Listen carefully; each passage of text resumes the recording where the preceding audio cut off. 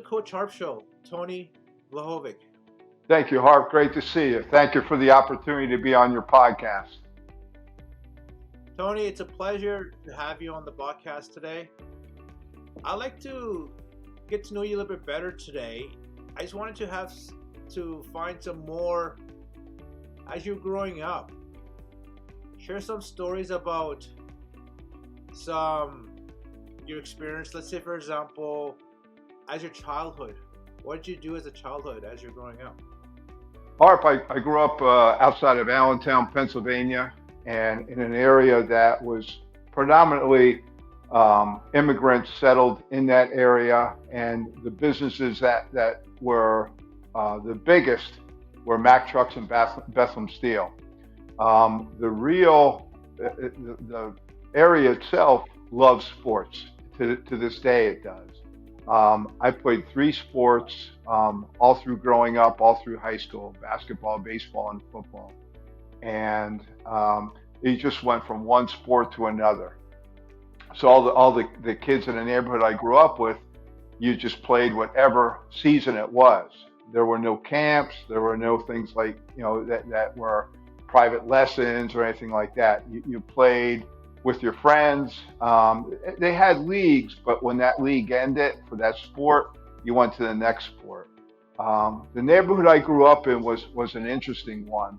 There were a few kids that I grew up with who were in special education, and I always got along with them. They were the quieter kids, but nobody ever picked them when we were playing. So I made sure when we did play a game that I picked them and they were on my team. And I was always very protective of them during that time, because there were always kids who would pick on them because they were different. They may have had a speech issue, or they looked different, and I kept those other kids away. In fact, going through middle school, I got into quite a few fights just protecting them. And I can't tell you why I did it at that age, but I always had a spot in my heart for people who had some type of disability. They were the nicest people once you got to know them, very sweet, but also just wanted to be left alone and do their thing. But the area itself was great. I mean, people didn't lock their doors. My parents didn't lock their doors, didn't lock their car doors, didn't lock the front door. And when you would go to somebody's house to play, you'd walk in. And my mother was an incredible cook. So I think she raised about 5 or 6 boys that would come over almost every day to eat, or she would feed them, or I would come in the house and they would already be at the table. So it was one of those situations where both of my parents were just very down to earth people, weren't educated people, but really stressed to my sister and I that education was extremely important. And for both of us, that was our ticket out of the area if we wanted to see the rest of the country and the rest of the world. You said something about family. You talked about your dad being a truck driver. What does family mean to you? I'm sorry, I didn't hear that last part. What does family mean to you? Wow, that's a great question. Family means to me that the people that are around you care about you unconditionally. And it goes both ways. There's respect involved, there's love involved, there's discipline when it's needed, but the caring is there, and it's coming from the heart. And both of my parents were like that. As I mentioned, both of my parents, very warm people. My dad was the kind of person when I would see him, especially as I got older and I was playing in different places, would come up and just give me that big hug. Neither one of my parents were ever afraid to show affection for us. Thank you for sharing that, because family is very important, especially in this time of stage with all the negativity that's going around. I wanted to ask you, you said you played football, you played baseball. Let's talk about football for a sec. What got you into football? I always loved the game. My dad was a real good football player in high school. In fact, coming out of high school, had the Eagles were interested in him. He didn't finish school, unfortunately, and went into the Navy. But I've always loved the game, and growing up, it actually saved my life. When I was a freshman in high school, I was a quarterback playing on the freshman football team, 14 years old, and I was hit in the groin, and I was taken out of the game. And it's Harp. It was one of those old school situations where they said, "Hey, put some ice on it." Well, I have to tell you that didn't feel good, but it did work, and I was able to go back into the game. Didn't think twice about it, and that was like at the end of September, beginning of October. Well, in a week before Christmas, I woke up in the middle of the night and I couldn't move my legs. I felt like I was paralyzed from the waist down, and my lower half, my testicles were just like incredibly large, and I couldn't move. My mother rushed me to the hospital, and next thing I know, they're wheeling me down to the emergency room, into the OR, and prepping me for surgery. I've never had surgery in my life. I said I was on the edge of puberty. When I woke up in a children's ward with the beds right next to each other, with a doctor who was standing over me and said, I'm really sorry, but we had to cut. And I was so naive, Harp, I thought that they cut everything off. I had no idea what he was talking about. He explained that to me, and I had two questions for him. Can I still play sports, and can I have children someday? And the answer to both of those things was yes. So basically what I had was cancer of the testicle. And by getting hit in football, that actually activated the process. And prior to that, I was getting sick quite a bit, sore throat. I just couldn't seem to get it together. I couldn't put weight on. And after that, I was basically in a recuperative type of situation, but it was awkward. I was a freshman in high school. I was 14, and basically my life was in front of me, but there were all kinds of rumors at school. I was going to die. I wasn't going to make it, and I had a great freshman basketball coach who I started basketball just before this whole incident happened, who used to pick me up and take me to practice. And he just did that on his own because I wasn't allowed to go to school. He'd make me sit on the bleacher and dribble a ball for hours. And then he would quiz me on the defenses, what was going on at practice, what we did well, what we didn't do well. So when I was actually released by the doctors down the road that I could play, I was ready to step onto the court. Now, physically, I had some time that had to grow, but mentally, I understood the game, and that was really my the first opportunity I had to learn how to coach. But I was still a player, so it worked real well together. Thank you for sharing that, especially when you're like 14 after you go for surgery. Wow, that must be quite traumatic because my son dealt with something where he broke one of his bones in his legs.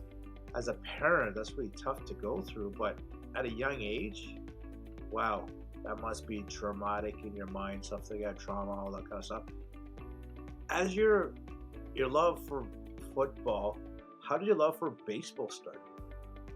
Actually, just playing the game, and as I was playing, had a lot of success in football and in baseball, but baseball seemed to be even easier for me to play. And the opportunity to be successful, even though it was a very difficult game, seemed to keep building and building, and people were taking notice to it. I was a left-handed pitcher. I also played in the field, so I was a good hitter.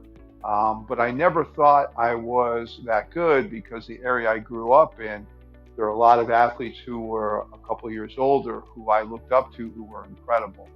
For instance, some of the guys that I played football with when I was a sophomore and they were seniors, four of them went on to the NFL and had careers in the NFL. One of them won 4 Super Bowl rings. So it was that type of situation. So in baseball, I never made the varsity team till I was a junior because our coach had rules that he took the older guys, the seniors first, and the juniors. And as sophomores, none of us made the team. The team was already filled with the upperclassmen, so you had to wait your turn. So, but again, like I said, baseball, and I did get my opportunity. We won the league that year as a junior. People started taking notice. We played in the States, and it just kept building from there. Playing Legion ball, getting scouts to watch me. I had a couple scholarship offers for playing football and baseball to Division I schools, and that all fell apart my senior year in high school when I fell and hurt my shoulder in a freak accident. And I had a football coach at the time who told me that I was mentally soft and wasn't tough. And I was playing with a separated shoulder, and they never put the shoulder back in for at least 2 months. So I was throwing kind of awkwardly and felt out of sorts. But in reality, my shoulder was out of place. And unfortunately, he called the schools that were offering me scholarships and told them that I wasn't healthy, and I lost the scholarships to those bigger schools. So it was went from freshman year with cancer to senior year with a shoulder injury that could have been taken care of very easily, but was just kind of thrown into the mix and said, here, let's just play and basically that's it. Don't be a baby. Look at the culture. How you said you're too soft. You're a baby. How would those words be taken in today's society? I'm a coach now, and you wouldn't use those words. That would be, very insulting to a young player. I have to tell you, I definitely was insulted, but on the other side, it was a motivator, and I was extremely aggressive in saying, I'm going to show you. You think I'm soft? I'm not soft. I'm going to show you how tough I am. And I probably went overboard on that side. But yeah, I would not use that approach in our present day situation. But also look at this. Your first adversity was you had cancer in your ball. But the second one is your shoulder. You still persevered. You kept moving forward. After high school, university, where did you go next with baseball? I actually went to a smaller school and I played football and baseball in college, and I loved it. My schedule was filled. My freshman year, I had a little bit of trouble grade-wise, keeping the grades up because of the pressure and college situation, but I got myself together grade-wise, and from there finished out really well. But after my junior year of playing football and baseball, I was offered an opportunity to work out with the Detroit Tigers. And I flew out to Evansville, Indiana, had the experience of being around some pros on their AAA level, and they wanted to take a look at me. And I impressed them to a point where they were thinking about offering me a contract. But I met a pro player at the time who had an interesting story himself. His name was Mark the Bird Fidrich, who was his rookie year was Rookie of the Year. And every stadium that he played in would sell out.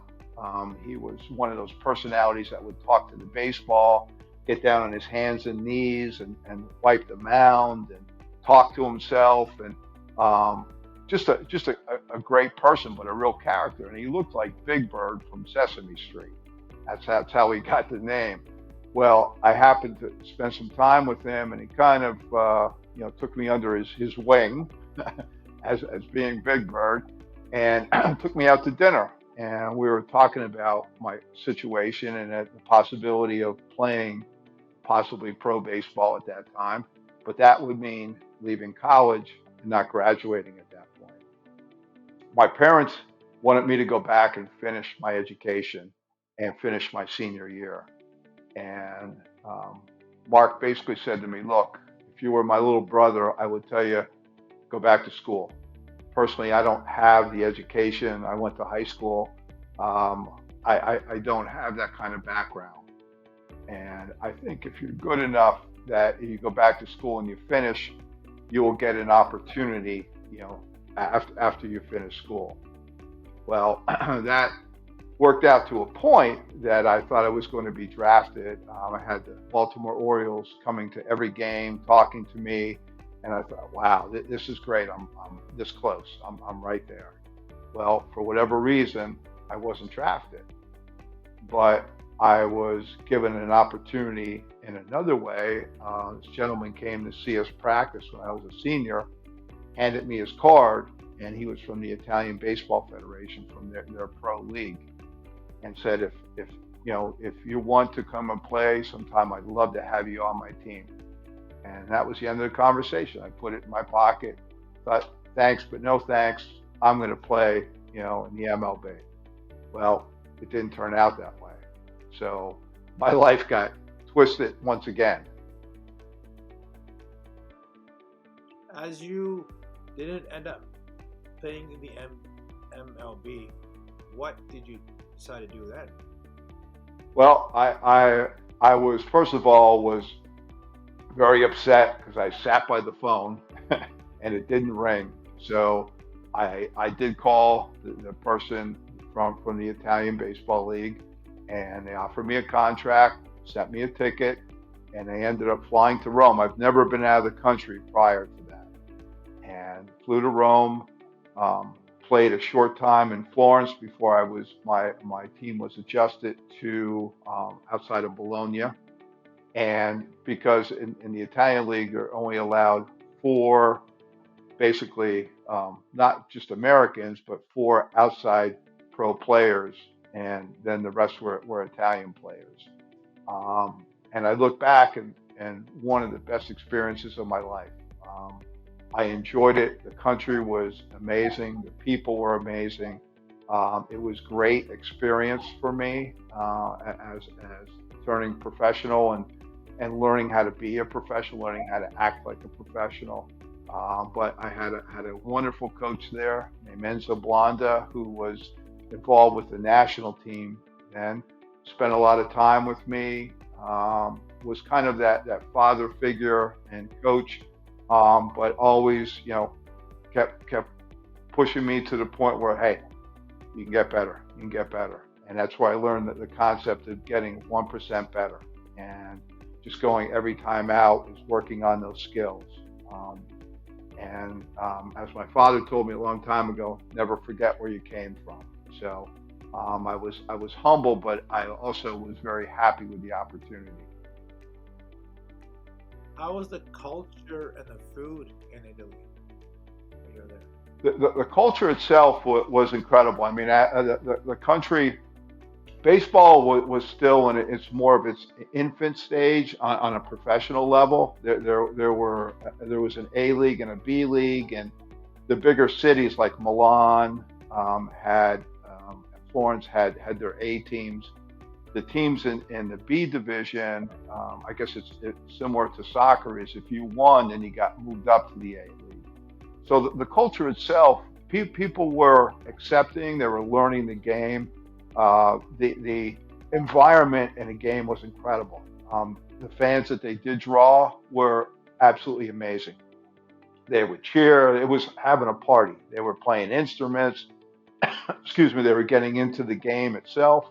The people started to understand the game and were very responsive to the athletes themselves. They were very good when you'd see them in town. They let you know if you played a good game or a bad game.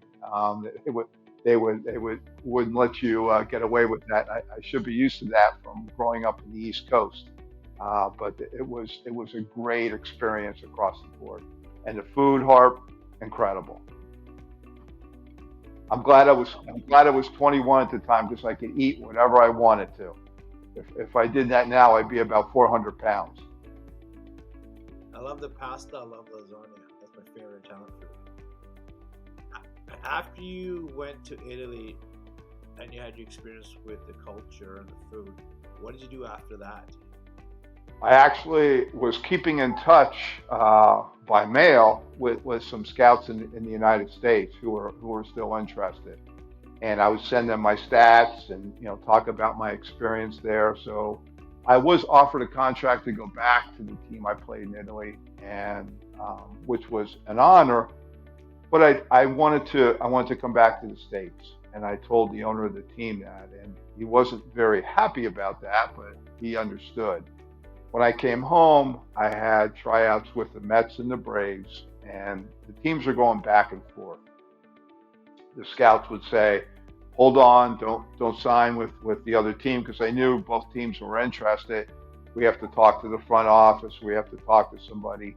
And in the meantime, the Red Sox came along and called and said, "We have a contract for you. If we come to your house, will you sign it?" I said, "Absolutely." People asked me throughout my life, "Who did you want to play for?" I really didn't have a preference. I just wanted to play. And I'll always be thankful to the Red Sox for the opportunity to play. The scout came over. My parents had some friends over. My mom made an incredible meal, and I signed a contract. And next thing I know, I was a professional athlete now in the United States, and that just started a career and a lifelong dream come true.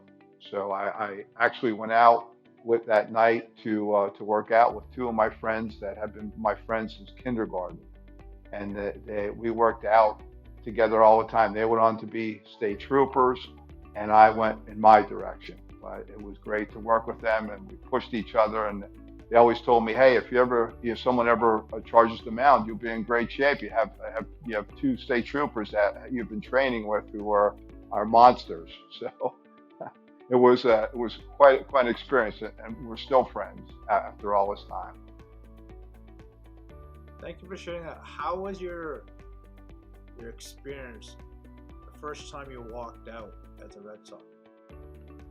I the experience itself was I kept looking at my jersey and thinking, this is real.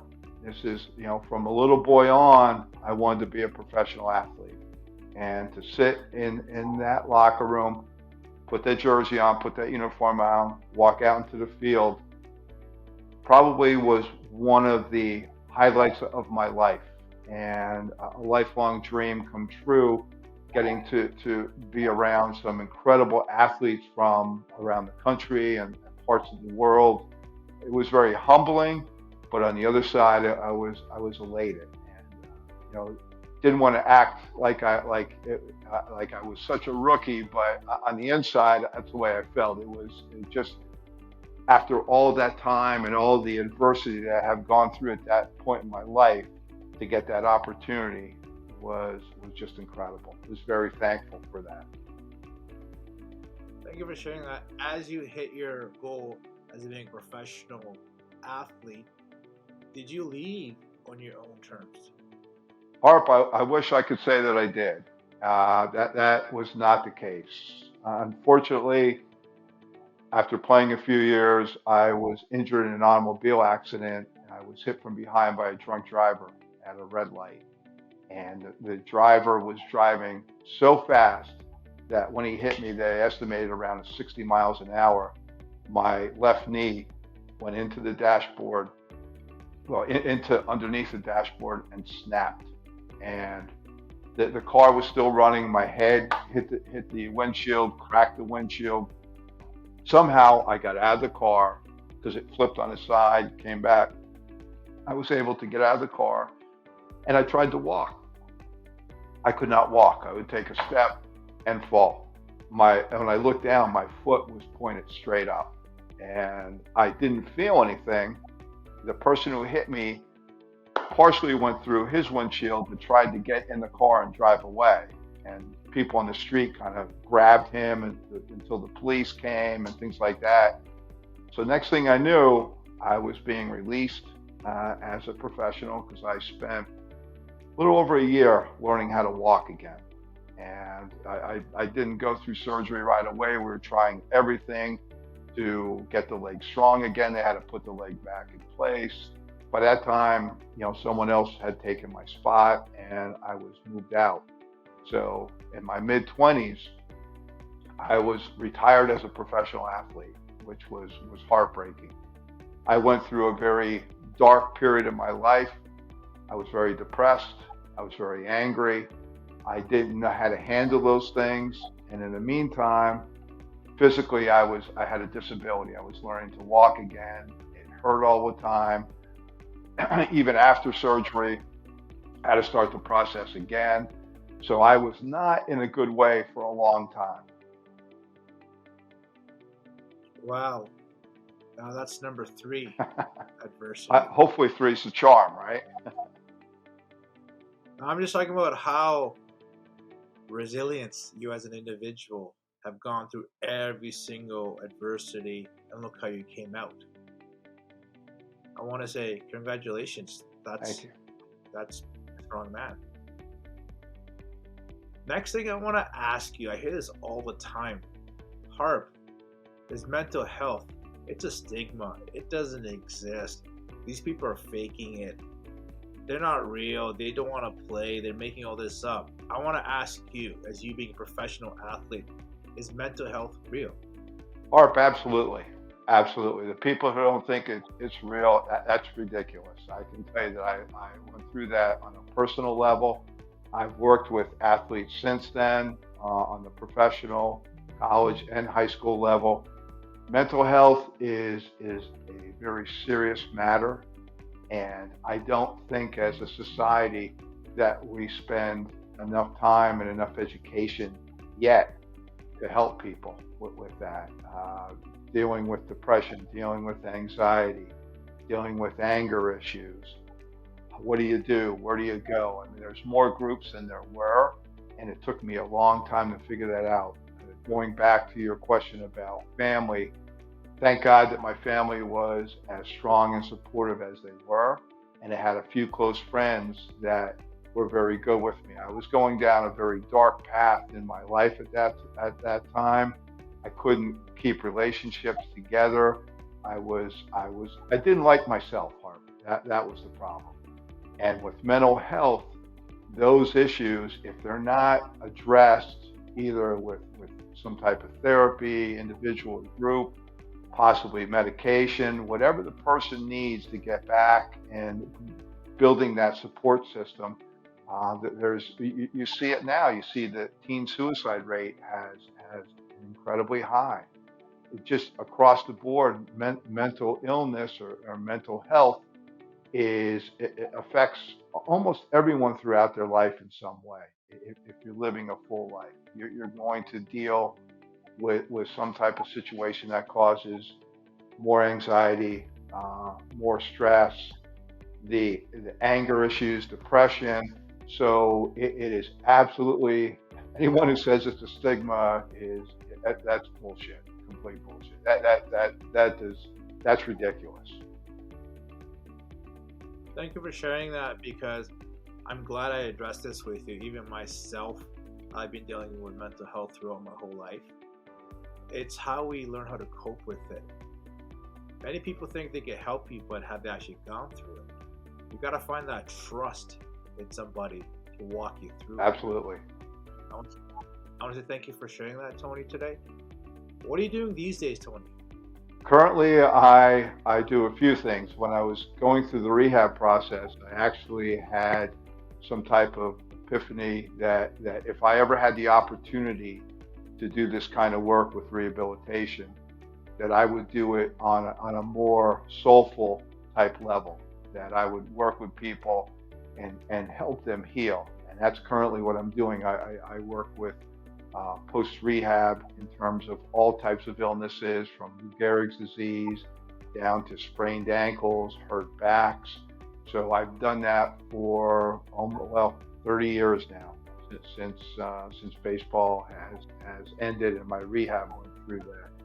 In addition to that, I'm a varsity baseball coach. I've been a coach at the school I'm currently at in New Hope, Pennsylvania, for 13 years. Prior to that, I was coaching in New Jersey in the Princeton area.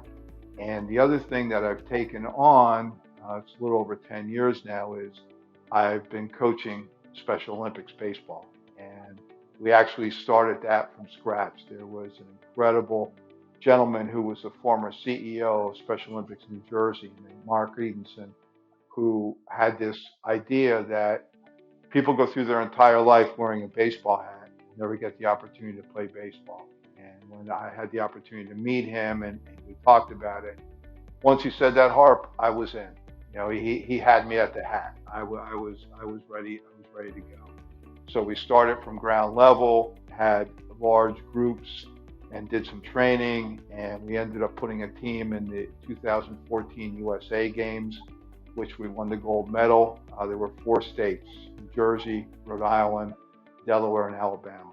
We played Rhode Island for the gold medal. We played in Trenton, the Trenton Thunder Stadium, where the Yankees had their AA team at the time. And for a lot of my guys, it was one of the, they have repeated this, one of the best days of their life. Those are the guys who never really had the opportunity to play. They're playing on a professional field. They won a gold medal, the first ever. And from there, I had this gut standing back and watching them celebrate with tears in my eyes saying, we got to keep this going. There has to be people around this country, around the world, who have a disability and some type of intellectual disability who never had this opportunity. So a few years ago, I was named the chairman of baseball development for Special Olympics North America. So I have a couple of hats that I wear. In addition to that, we started a nonprofit called Base Able, and that was to help supplement different team or different organizations who had people with disabilities to start a team, to help them out financially, help them out to walk them through the process in conjunction with working with Special Olympics. I'm still their coach and still help them, but on the other side, trying to raise money to help all these different individuals around the country to get started. You're doing some great work there, especially with the special needs, you know, like even with myself in grade 10, we had the Special Olympics in my hometown, and I signed up to be the transportation coordinator for their buses. Some of the nicest, beautiful souls. They put a big smile on your face. Each one of them says thank you to you. You know what I mean? It's like, it's really, even right now, I can see that visually, how that went. If someone wants to get a hold of you, what are some of the ways, Tony? Well, probably one of the best ways is through email at tblahovic52@msn.com, through our baseable.org. I'm also on social media. I'm on Twitter at tblahovic52. I'm also on LinkedIn at Tony Vlahovic and on Instagram at Tony Vlahovic. So any of those ways would be fantastic to reach out. Love to talk to people. Enjoy helping people with and without disabilities. But I'd really like to continue to build our program across the country for people with disabilities to get the opportunity to play baseball.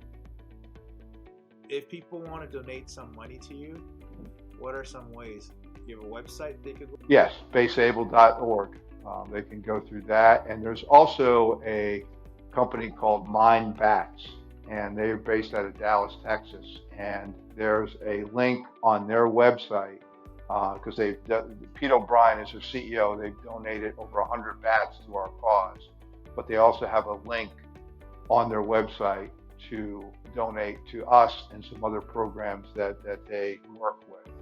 But that would be great. We definitely are open to that, and 100% of the money goes back to whatever the needs are for these different organizations to get their program off the ground. It could be baseballs, helmets, uniforms, gloves, whatever we can do to help out. Tony, I want to say thank you for being on the Coach Harp Show today. Harp, thank you for the opportunity. And I just wanted to add one more thing. I am writing a book called Just Need an Opportunity, and that book should be out in the spring. And if you are interested, please get in touch with me, and it should be on Amazon. And I'm looking to share my story, but also the stories of some of the athletes that I work with. But thank you for the opportunity. You've been a great friend, and I really appreciate it. Well, when your book comes out, we'd like to have you on the Coach Harp Show again, so you can share it with us. That would be great. Thank you. Thank you. Everyone watching the Coach Harp Show, thank you for watching. Check out www.coachharp.ca for more great guests in Season 3.